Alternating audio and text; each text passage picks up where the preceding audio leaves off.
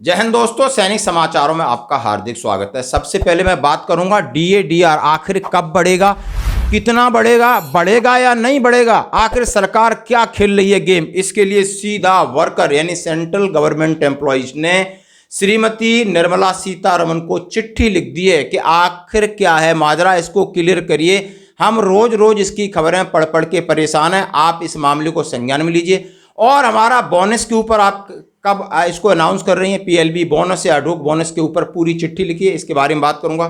दूसरी बात करूंगा, एक सेना का अधिकारी, एक नया अधिकारी, यंग अफसर जिसको बोलते हैं लेफ्टिनेंट, कोर्स करते करते 3 दिन से गुम है। पूरा स्टेशन छान मारा, पूरा पुलिस और फौज ढूंढ रही है, आखिर वो गया तो गया कहाँ, क्या है मामला, इसके बारे में बात करेंगे। दोस्तों सबसे पहले बात कर दूंगा डीए डीआर की। जैसा हम सभी जानते हैं जो डीआर है हमारा और डीए 1/7/2023 से इफेक्टिव है और एआईसीपीएन के आंकड़े 4% बढ़ोतरी को इशारा कर चुके हैं, लेकिन कई पेपर इसको 3% बढ़ा रहे हैं।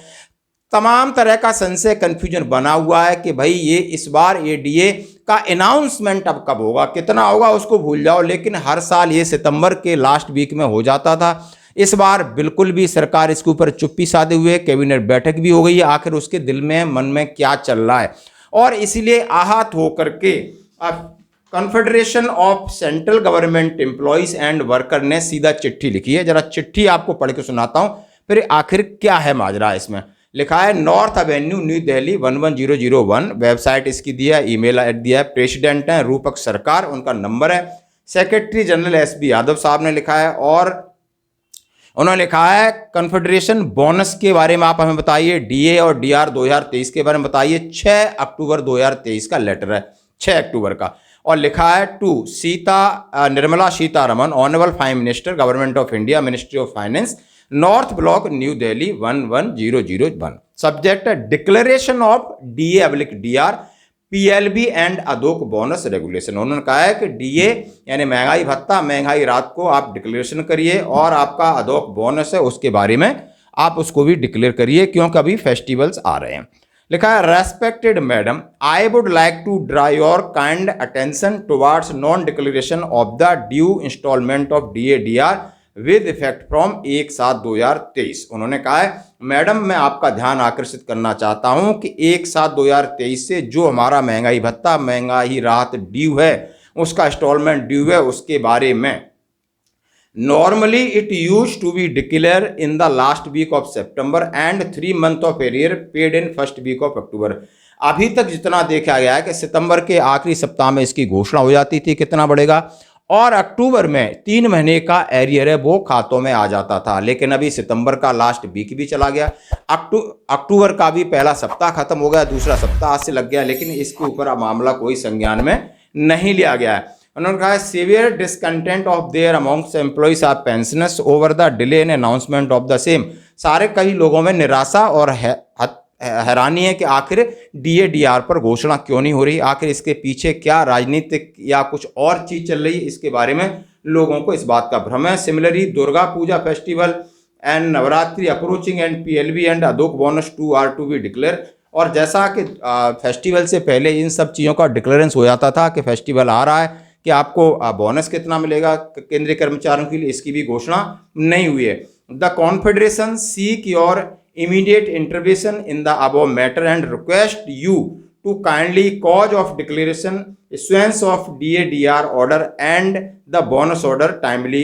With profound regards, your sincerely SB Yadav general secretary. उन्होंने कहा है जो हमारा कन्फेडरेशन है आपको इसके लिए आप जरूर से जल्द मामला संज्ञान में लीजिए। डीआर क्यों लटका हुआ, क्यों अनाउंसमेंट नहीं हो रहा, और इसके ऊपर आप हमें जवाब दीजिए, हमें आपके जवाब का इंतजार है।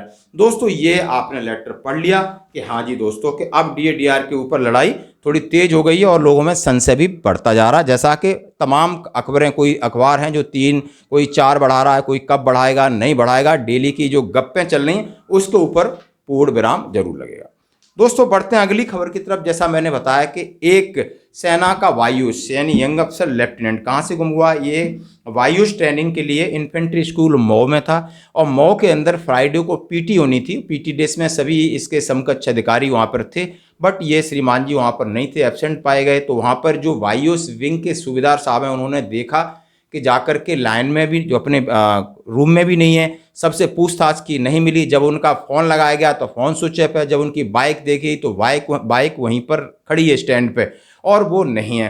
लास्ट उनको जब कुछ कैमरे वगैरह में देखा गया तो पीटी ड्रेस में ही 6 बजे देखा गया था सवेरे। उसके बाद उनका कोई पता नहीं। वो उत्तर प्रदेश एटा के रहने वाले, उनके घर में खबर कर दिए और सूबेदार साहब ने इसके ऊपर FIR मऊ थाना में, और वहाँ पर जाके जो SHO राठौर ने टाइम्स ऑफ इंडिया को बयान दिया है कि हम उनकी तलाशी ले रहे हैं। शनिवार को FIR हुई है, फ्राइडे को ये गुम हुए हैं। इनका फ़ोन बंद हो रहा है। हम इनका CDR निकालने की कोशिश कर रहे हैं कि आखिर इनकी बातचीत कब, कहाँ, कैसे हुई। इसके ऊपर अभी इन्वेस्टिगेशन जारी है। घर वालों को इत्तला कर दिया गया है, घर वाले भी परेशान हैं, पहुँच गए हैं आखिर। और फौज आप समझ सकते हो, एक इन्फेंट्री स्कूल है, बंद है, कोई अपनी मर्जी से बाहर जा नहीं सकता। हर जगह कैमरे लगे हैं, लेकिन अंदर उस कैंपस से आखिर वो वायुयोज एक लेफ्टिनेंट और इनका नाम है लेफ्टिनेंट मोहित गुप्ता, आखिर कहाँ जा सकते हैं, किस तरह गुम हो सकते हैं। सेना में शायद पहली बार ऐसा हुआ है कि एक अफसर भी इस तरह मिसिंग हो जाए। कहीं बाहर नहीं था, अंदर ही था, पीटी ड्रेस में तैयार हुए थे, बस पीटी फॉलन के लिए ग्राउंड तक पहुंचना, वहाँ घर से निकलना और ग्राउंड तक पहुंचने में ही वो कहीं ना कहीं मिसिंग है। ये खबर है बहुत झकझोर देने वाली है। भगवान करे वो सही सलामत हों जहाँ भी हों। आज की खबरों में इतना ही। बने रही हमारे साथ। धन्यवाद।